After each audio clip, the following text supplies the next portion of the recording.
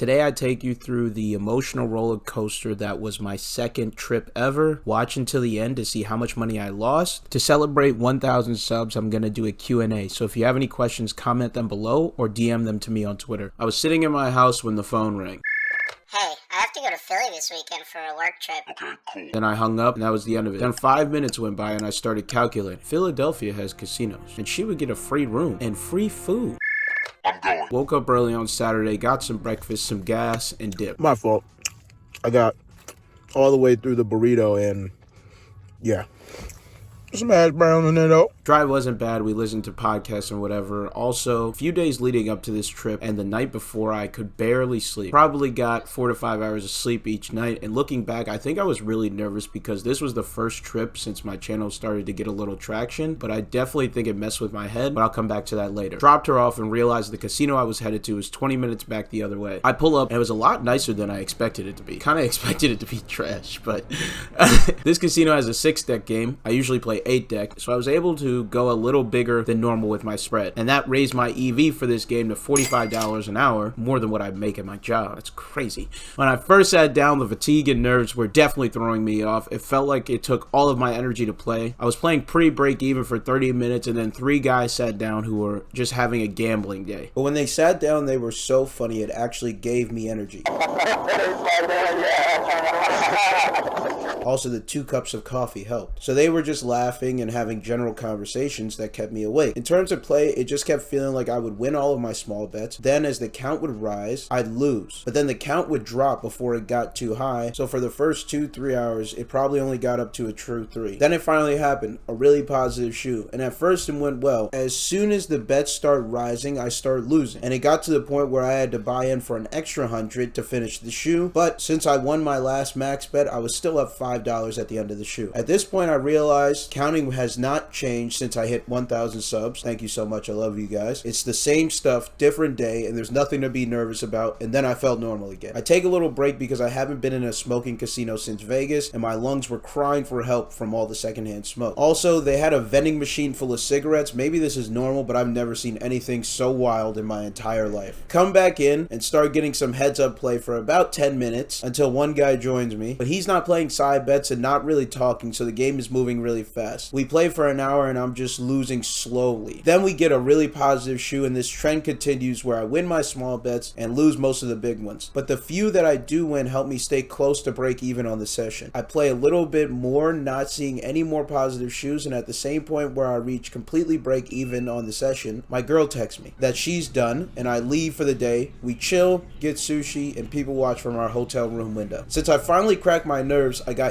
great sleep, woke up at 7 a.m. and headed straight back to the casino. I get there and to my surprise, there's a $10 table. I sit down. Also, this was the only table open. I sit down and none of the shoes I count are that high of a count, but the guy to my right is winning non-stop. His side bets and his actual bet. He bet $300 on one hand and then $25 the next. This man was going crazy. Over the first hour, I saw him win about maybe $3,000 honestly. Then over the next 2-3 hours, the counts were still and this man gave it all back plus more during that whole time. And also, he smoked an entire pack of Newports in my face.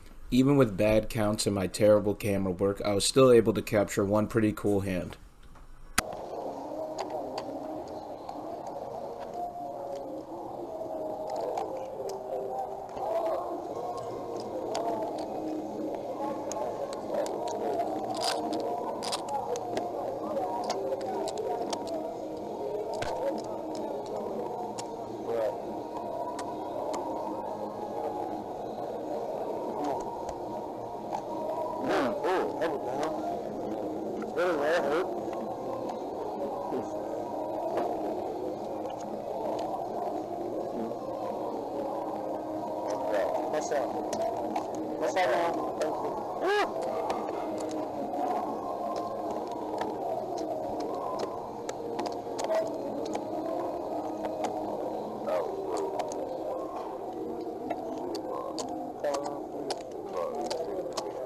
And and it just goes to show how few people really know basic strategy. My camera died at this point, sorry. Then they finally open other tables. I get my chance to play heads up, and in counting, your RPH, or your rounds per hour, greatly affects your EV. The more rounds you can play in an hour, the higher your EV, and the lower your N0. N0 in its most basic definition is the amount of time you need to play to guarantee, quote unquote, guarantee you'll be profitable. My N0 is usually anywhere from 100 to 200 hours because of the games I play, so theoretically if I wasn't profitable before 100 hours of play, I wouldn't be worried because I'm well within the math, but I'd definitely be worried because I'm a tweak star. I play heads up for hours, and it was a real grind. Low counts, no coffee, until the waitresses came. Ladies.